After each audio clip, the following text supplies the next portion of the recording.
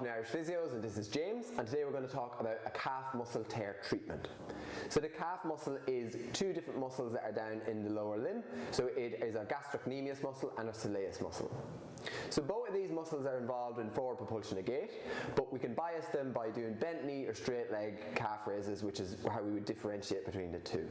Before we begin treatment, it's important to get the correct diagnosis. It's simple to say somebody has a calf tear, but it's really important to diagnose which muscle is torn of the two. So typically with the gastrocnemius, we would expect a sudden or an acute onset of pain, whereas the soleus is more of a slow, progressive onset. Sometimes people mix it up with a cramp or with a tightening calf when they're running. For a gastrocnemius tear, we can diagnose this with an ultrasound scan, or sometimes we just can do it based on a clinical assessment of your ability to do calf raises one side compared to the other, and how many hops you can do one side compared to the other.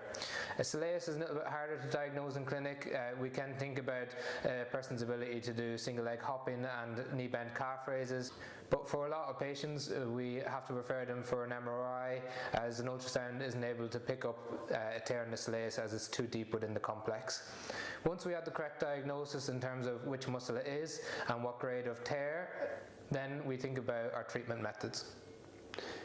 So our initial treatment methods are to slowly start to regain function into those muscles. So depending on which one it is, if it's a gastrocnemius tear for example, we will be looking at starting off with some double leg calf raises, progressing on to single leg calf raises, and then progressing on to some double leg plyometrics, or else on to some single leg plyometrics.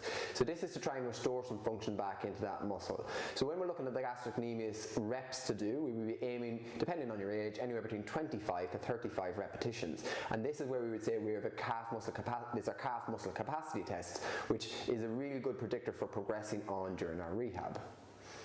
If you have an acute injury and you find it too painful to do any calf raises, or it's painful just walking, a simple heel raise can be really helpful to put inside your shoe that you can pick up off Amazon.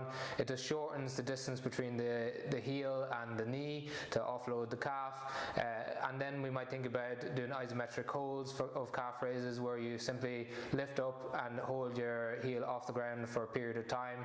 Initially that might be 10 to 15 seconds, progressing up towards 45 seconds, and then you may move on to the calf raises as John talked about. In high grade tears, we may contemplate putting you into a boot. In the boot there's normally a built-in raise that shortens the calf, allows it to heal. You then wean out of the calf into a trainer with a high heel drop, and then you begin the rehabilitation process. Once you've carried out all your calf strengthening exercise and jumping exercise, it sometimes is a good idea to start off in a graduated return to run plan, because when we're running there is a high amount of force going through the muscles, so we need to slowly start seeing is the calf capable to tolerate these forces again. So often you can follow like a couch to 5k plan, where you can follow a very easy process to get yourself back into running, but it's always good to get some guidance on this. If you have a calf tear and you have any questions about anything we've covered in this video, or anything that we haven't covered yet, leave us a comment and we'll try and get back to you.